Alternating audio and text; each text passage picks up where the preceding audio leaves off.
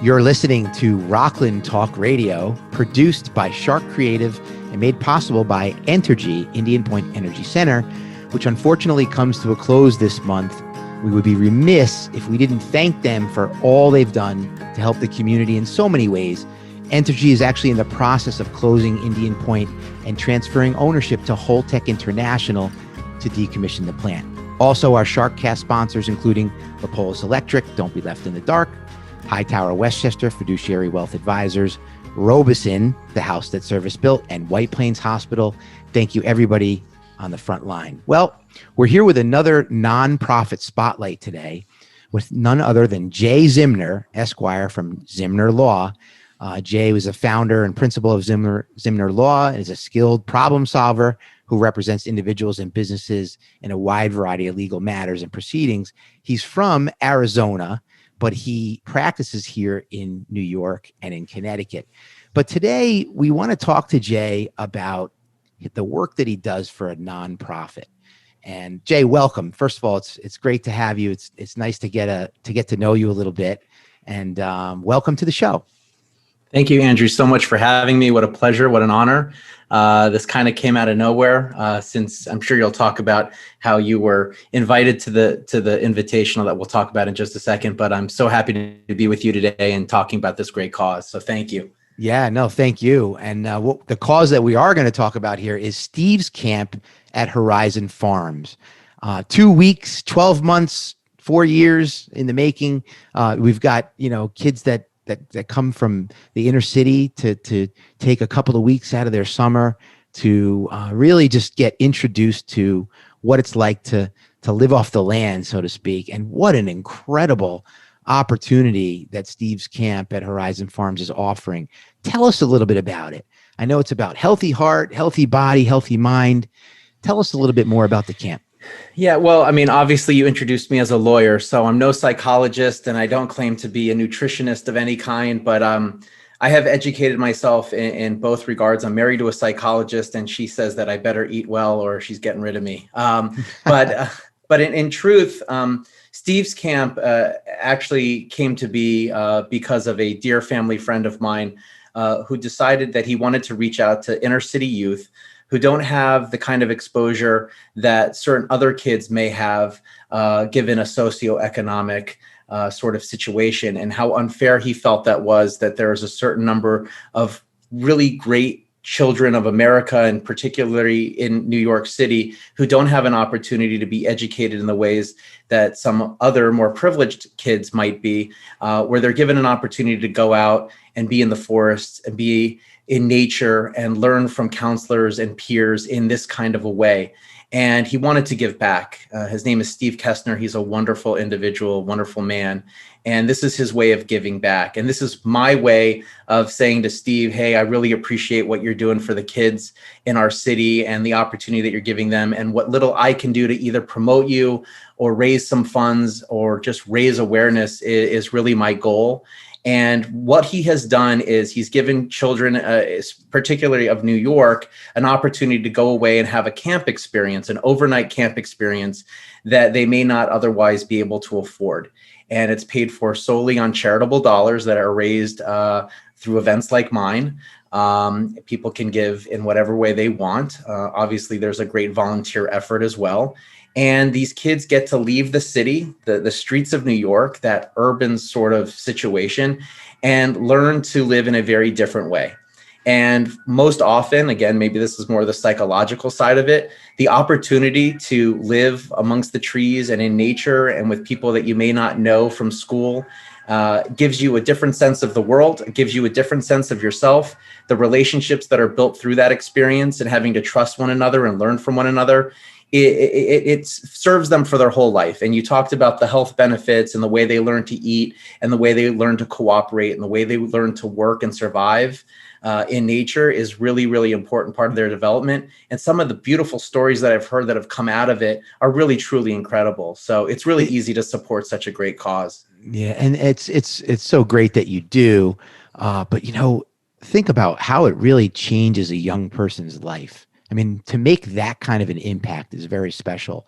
To be sent out for 2 weeks and what is it, over 100 acres of land, just a remarkable experience. I mean, I know what it's like to go to camp or away to camp even for a few things that I did. And I liken it to the experience I had when I went to college, right? That first feeling of sort of being away from the typical thing that you're used to, but for someone to come out of an inner city, experience and who has never really experienced this before is truly special.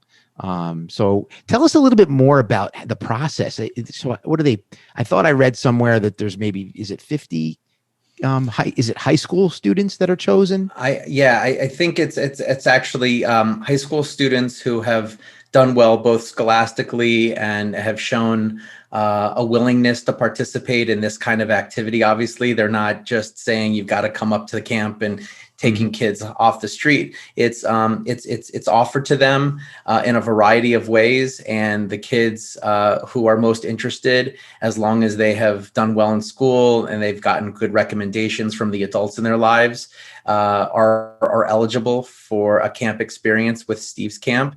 And it's those kids that usually get the most out of the experience.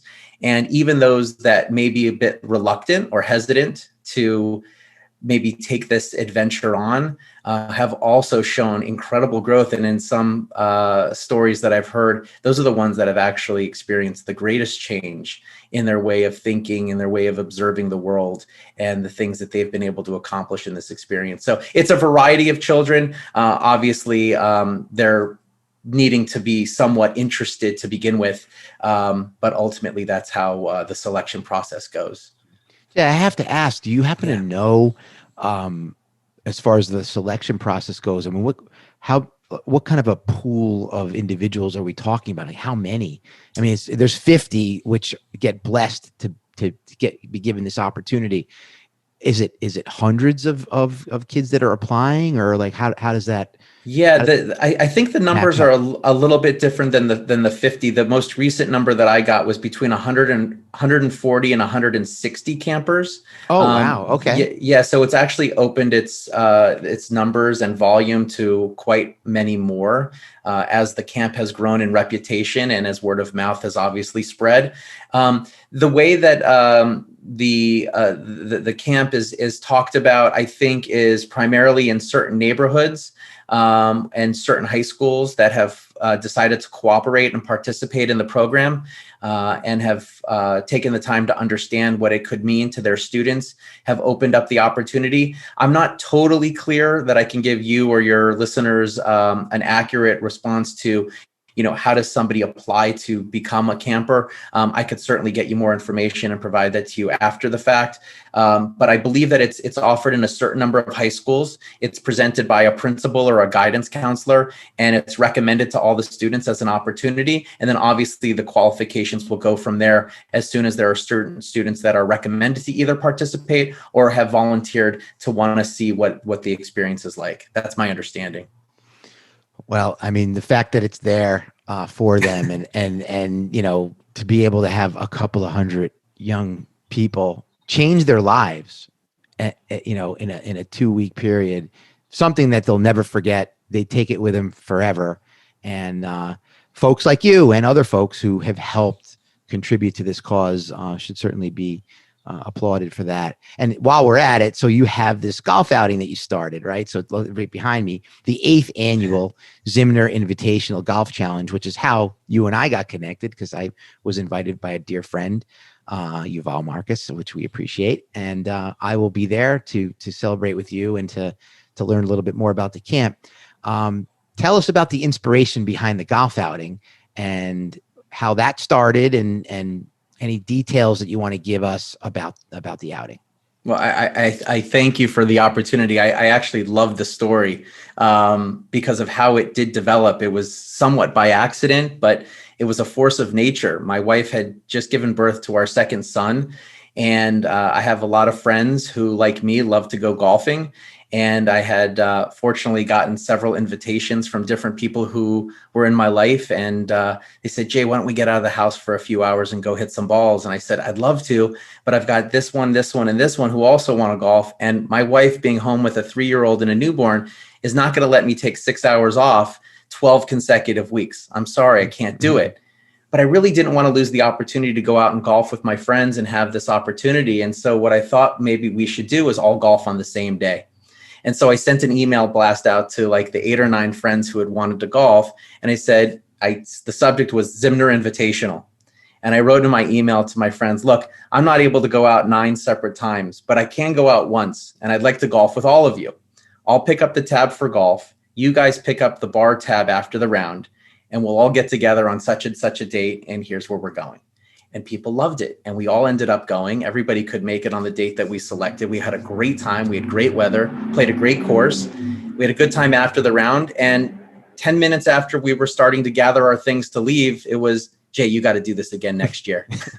And from 9, it went to 15 people that wanted to then participate, and then 23 people. And then we moved to another course, and 23 became 32, and 32 became 72.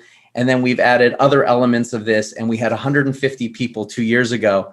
Unfortunately, we couldn't conduct the event last year because of the pandemic. So we took a pause, a short break. And now I think we're coming back with a great deal of strength, and there's power in numbers, and the sort of the proof is in the number of people who have already purchased a ticket to participate, which I'm thrilled to see. It's a real validation for the kind of work that we put into it and the kind of charity that we're supporting.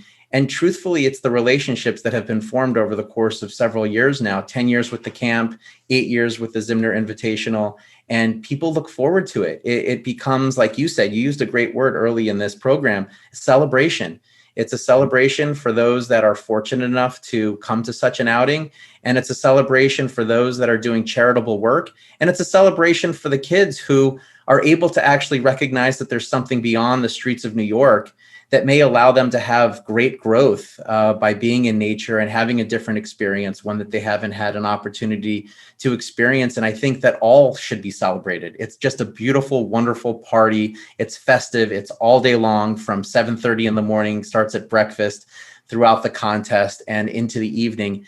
And it's just been a really, really amazing thing. It's gotten bigger than me. It's you know, there are people now that are running the event, the Zimner Invitational. It kind of makes me laugh. Jay, it's great. I obviously, I don't know you all that well, but I'm getting to know you through this and the subsequent conversation we've had. And it's just so great that you've put your enthusiasm for life, your zest for life into something positive like this. You love golf, so you're able to tie the golf in. You're helping other people by bringing them together, and you've created an annual event that you get to enjoy. And at the same time, it really is making a difference. And, we talk about helping others and, nonprofits and charities and such. And when you do put yourself out there, you realize you get so much more back. And if everybody had that attitude, boy, it'd be even a better world to live in. But there are so many people that do get it. And I'm glad that you certainly have. And it's 8 years running now, and I'm sure there'll be a 9th and a 10th. And, and it's not easy to do either. It's not easy to have something come up every single year. There's a lot of work that gets put into it. But when you really believe in it and you see the results that are coming from it, it does make it that much easier. And it doesn't hurt to like the game of golf. And if golf, and it sounds like there's some other events that are taking place at this outing. I know you mentioned something about maybe some poker afterwards. Yeah, or whatever. We play a little Hold'em poker at the end for charity, nice. Which is a lot of fun as well. And I wanted to touch on something. I didn't want to interrupt you, but you did key on something else that I think is critical here. And I don't want this to sound selfish in any way, but there's some true wisdom behind what you were getting at, and something that I've learned over the course of time, that there's really nothing better or more satisfying or fulfilling than giving, than being able to give of yourself or give whatever it is that you can to someone else. And it's really true that the giver actually is the one that's rewarded. And if more people adopted that attitude, they would find that they're doing it not so unselfishly, but there's actually a selfish part of it. There's actually this like feeling of joy when you can help somebody else. And we can make the world a better place so easily as a result of that. But I think people, again, to use the word, maybe somewhat reluctant or don't feel that they can make a difference individually is certainly not the case. So if I can encourage someone just to do something very small, it's extremely meaningful.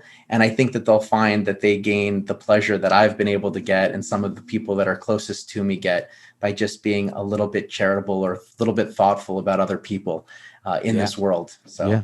And, the word that comes to mind often is empathy. Yeah. When we have empathy for other people, there is an intrinsic reward that comes with it. Maybe you're not necessarily doing it for that reason, but Right. I get it. I know exactly what you mean. And I won't get into all the details on my end, but I also run a golf outing that's on its 22nd year now. Wow. And there's a whole story behind it that relates to my family and the fact that I've, had the help starting that with a cousin of mine some years ago. It just led to so many other things and kept the memory of a dear friend alive. So I know what that feels like. And I know the silver linings that come as a result of it. So again, I'm really happy that you've been able to do what you've been doing for quite some time now. I'm really looking forward to the outing itself. So the outing takes place at Paramount Country Club, which is over in New City. It's on Tuesday, June 1st. I don't know, Jay, is there still availability for people to get involved? I know every year it sounds like it keeps growing. If people want to get involved, is there still a plug that we can put for the golf outing? Absolutely. Yeah. 2 years ago, we had our greatest number of golfers. We had 18 foursomes out there, which is one per hole for those of you that golf. And we start everybody in a shotgun start formation, which means that we select a hole for each foursome to start at, and everybody basically finishes the round at the same time. However, my event can hold up to 144 golfers, which would be 36 foursomes if my math is right. We would double up each hole, and obviously that would generate a whole lot more money for the charity. And we would hope that that number of people wouldn't slow down the pace of play so much that it would be unpleasant for our golfers. I'm obviously not striving to slow things down or make the experience any less fun than it already is. And maybe 18 is the right number, but we certainly have room to grow the event. And if you're an interested golfer and want to participate, I'm certainly open to that. And you can go to the website, which was sitting behind Andrew just before he put up my website, which is ZimnerInvitational.com. ZimnerInvitational.com. But I'd be remiss if I didn't at least just put a quick spotlight. I know you don't want it, but Zimner Law, just give us the elevator pitch on what Zimner Law is all about. And then we'll wrap from there. Okay. Well, thank you for the opportunity. And I guess I'll plug it a little bit here. Well, you have to now because I put the backdrop. Yeah, put it up. So. I know. I hear you, man. I started my practice in 2004, just after I graduated from law school. And from there, it's kind of built in two parts. We focus on civil litigation as well as real estate, residential real estate transaction. And given this most recent boom, we're, I think, primarily doing the residential real estate transactional work. I've pulled a few people out of my litigation department to help with the amount of work that we're doing in the residential real estate area. And we're happy to help as many people as possible. We have a really good thing going. We have really good relationships with our clients and with our agents. And we hopefully help people streamline the process while educating our clients, making them feel comfortable with the decision that they've made to either purchase a co-op or a condo or a single family in the city, or when it comes time to sell, whether it means they're leaving the city or maybe just changing the apartment or the home that they're living in, we're happy to help on that side as well. So we both do the sale and purchase side of a transaction. And if there's ever trouble in your life, you could certainly call us there for your litigation needs. But right now it's primarily focused on the residential real estate. Well, good luck, Jay, with that. You certainly have worked hard, and in all aspects of your life. We wish you well with your business, your practice. Of course, the Zimner Invitational, the 8th annual, coming up on June 1st. And for those who are interested in helping out, stevescamp.org is the nonprofit or the charity that we're helping grow and expand. So once again, you're listening to Rockland Talk Radio, which is produced by Shark Creative and made possible by Entergy, Indian Point Energy Center, and many others as well. Again, Jay Zimner, it's a pleasure. hope to see you soon. In fact, I will see you Yeah. soon, and I'll be looking forward to that golf course. Andrew, thank you so much again for having me. Yeah. What a joy, what a privilege. Yeah, Appreciate it. my pleasure. We'll be back with more, folks. Nonprofit Spotlight.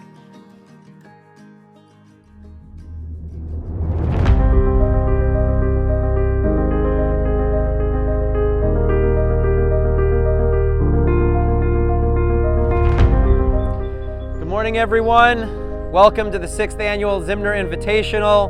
Thank you so much for being here in support of a very worthy cause. We're all fortunate enough to be here on this beautiful, picture-perfect day on a golf course, swinging a club, when so many others are less fortunate. This outing is here to raise money, raise awareness, raise whatever we can do for those that are in greater need than us.